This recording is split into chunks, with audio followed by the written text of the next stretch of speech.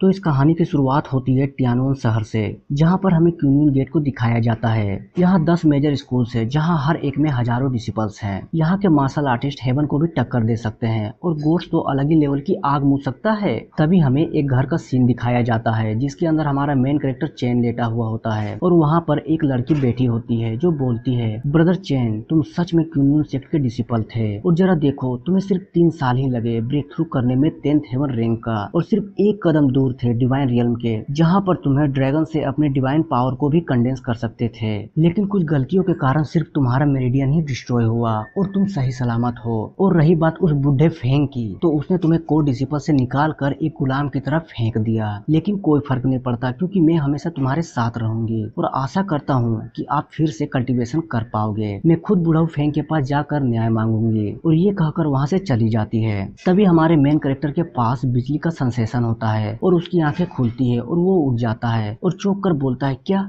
मैं अभी भी जिंदा हूँ? उस ठंडा ट्रिब्यूलेशन ने मुझे मारा नहीं? एक मिनट, ये मेरा शरीर नहीं है, लगता है मेरे सोल का एक टुकड़ा भागकर इस बच्चे से जुड़ गया। ये बोलकर हमारा मेन कैरेक्टर कल्टीवेट करने लगता है और अपने पास्ट के बारे में सोचता है। मैं एक सुप्रीम मास्टर था, स्वर्ग के 9 सुप्रीम बींग्स का, लेकिन क्योंकि मेरी ट्रू एनर्जी कंडेंस नहीं हो पाई, इसलिए मैंने लोगों को लूटना चालू कर दिया अपर रियल में जाने के लिए। और उस लूट के दौरान 2 सुप्रीम बींग्स ने स्नीक अटैक कर मुझे मार डाला। फॉर्चुनेटली मेरा सोल कुछ ज्यादा ही स्ट्रॉन्ग था और उसका एक टुकड़ा इस मरते हुए मेन कैरेक्टर के बॉडी से आकर जुड़ गया। और हमारा मेन कैरेक्टर गुस्से से बोलता है, मैं पहले भी सुप्रीम बनने में सक्षम था और निश्चित रूप से इस बार भी हूँ। मैं बोझ को तोड़कर फिर से उस मुकाम पर जाऊंगा और तुम दोनों सुप्रीम बींग्स और ली यून फे, बस इंतजार करो, मैं तुम्हें खत्म कर दूंगा। और हमारा मेन कैरेक्टर अपने सबकॉन्शियस में बोलता है, ये बच्चा, इसकी मेरिडियन पूरी तरह से डिस्ट्रॉय हो चुकी है, लेकिन कोई बात नहीं, इसकी बॉडी पूरी तरह से सुटेबल है ताइको कोचिंग की प्रैक्टिस के लिए। कितनी अजीब बात है, मैं अभी भी ट्रू एनर्जी को कंडेंस नहीं कर पा रहा, लगता है मुझे फिर से पुरानी तरीकों को अपनाना पड़ेगा। और अचानक हमारे मेन कैरेक्टर की बॉडी से कुछ बाहर आता है, जिसे देखकर वह चौंक जाता है और बोलता है, क्या क्या ये इसकी माँ का, ये तो डिवाइन स्टोन है, मुझे लगा नहीं था कि ये बॉडी एक डिवाइन एप्टीट्यूड के साथ जन्म हुई है।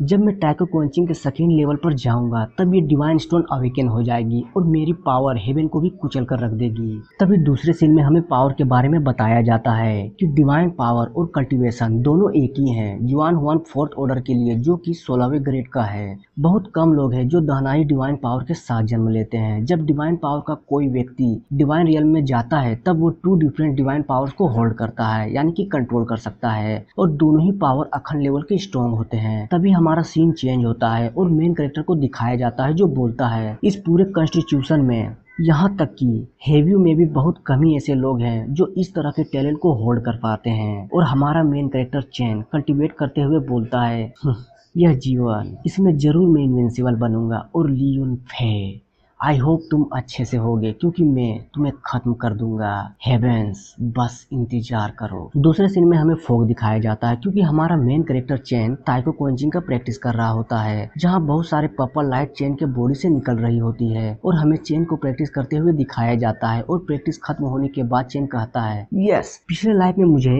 1 साल लगे थे हेवेंस के फर्स्ट स्टेज में जाने के लिए। कई लोग तो 5 सालों में भी इसे नहीं पा पाते, लेकिन सच में इस दूसरी लाइफ में मुझे ये बॉडी मिली और ये कुछ ज़्यादा ही टैलेंट को होल्ड करती है। और यहाँ तक कि टाइको कोचिंग का फर्स्ट लेवल ही काफ़ी है पावर ऑफ 10th हेवन के लिए, क्योंकि दोनों ही पावर के मामले में इक्वल हैं। तभी चेन को बाहर से कुछ लोगों की आवाज़ आती है, जो किसी को इनर डिसिपल बनने की खुशी में कॉन्ग्रेचुलेट कर रहे होते हैं। चेन कहता है, क्या बाहर कोई आया है? तभी हमें बाहर का सीन दिखाया जाता है, जहाँ कुछ डिसिपल्स खड़े होकर बात कर रहे होते हैं और उनमें से एक बोलता है, ये वही जगह है जहाँ पर तुम रहोगे और प्रैक्टिस करोगे। तभी उनमें से दूसरा बोलता है, क्या ये वो जगह नहीं है जहाँ ब्रदर चेन रहते थे? तभी पहला कहता है, ब्रदर चेन? मुझे तो लगता है कि कहीं वो तुम्हें मास्टर ना बोलने लगे। देखो, तुम 1 साल से सेकुलेशन में थे, इसलिए तुम्हें नहीं पता होगा कि आखिर यहाँ चल क्या रहा है। तभी दूसरा बोलता है, मुझे बताओ आखिर हुआ क्या था? तो पहला कहता है, अरे ज्यादा कुछ नहीं हुआ, बस चेन की कल्टीवेशन की माँ बहन हो गई और को डिसिपल भी नहीं रहा। सबसे मजेदार बात तो ये है कि अब वो गुलाम बन गया है और गुलामों की जिंदगी व्यतीत कर रहा है। तभी दूसरा क्रीपी सा स्माइल देकर बोलता है, मुझे उम्मीद नहीं थी कि उसके साथ ऐसा होगा। जब मैं पहली बार सेक्ट में आया था तब उस लौंडे ने मेरी बहुत बेइज्जती की थी और वो लोग इतना बोलकर दरवाजा खोलते हैं जहाँ पर चेन खड़ा हुआ दिखता है। तभी वो क्रीपी स्माइल वाला दूसरा लड़का बोलता है, आखिर तुम यहाँ क्या कर रहे हो? चेन कहता है, यहाँ से दफा हो, मुझे दूसरी बार बोलना ना पड़े। फिर फर्स्ट लड़का बोलता है, चेन तेरी माँ का, तू पहले ही कोर डिसिपल के पोजीशन से हट चुके हो, इसलिए तुम्हारी औकात नहीं है कि तुम इनर कोर्टयार्ड के अंदर रह सको, चल निकल यहाँ से। तो गाइस, इतना बोलने के बाद ये चैप्टर यही कंप्लीट होती है। आई होप आपको अच्छा लगा होगा। तो मिलते हैं ऐसे ही नेक्स्ट वीडियो में।